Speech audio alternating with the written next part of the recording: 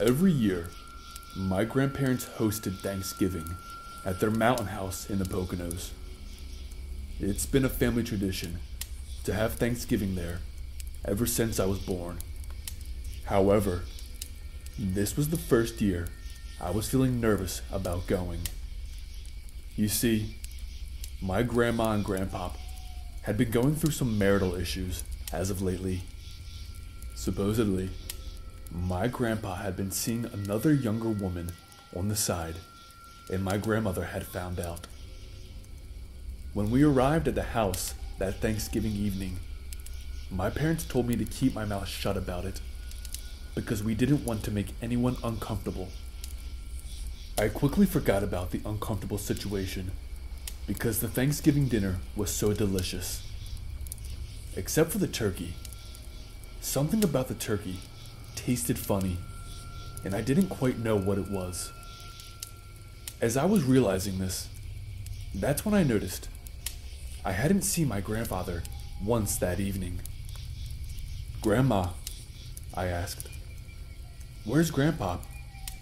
My grandma, who was taking a huge bite out of the turkey, smiled and said, "Oh, sweetie, he isn't feeling too well this Thanksgiving.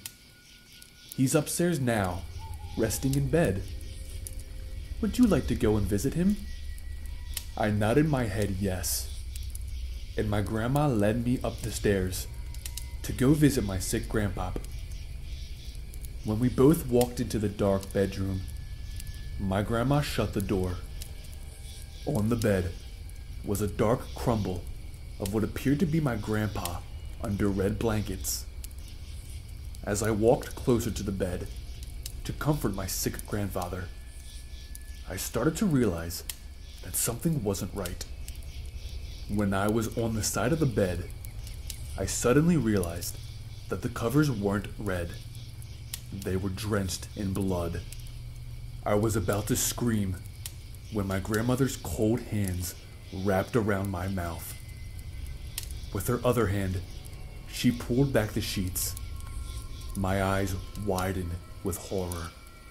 My grandfather was laying there, dead. His stomach had been ripped open. His eyes were rolled back in his head, and his mouth was stuck open in a permanent scream. Tears fell down my cheeks. My grandmother turned me around to face her. "Now, sweetie, you ought not tell a soul what you've seen here, or else we'll be having you on the menu for Christmas."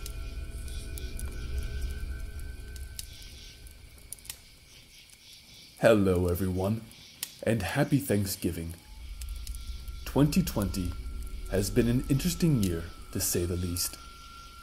And since it's Thanksgiving, here are a few things that I am grateful for. Number 1, my relationship with God. Without Him, none of this is even possible.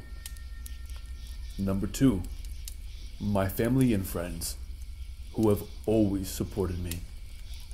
And number 3, you guys, the listeners and viewers. I appreciate each and every one of you so very much. What are you thankful for? Tell me in the comments below. Again, happy Thanksgiving everyone, and thank you for listening to Tales by the Campfire.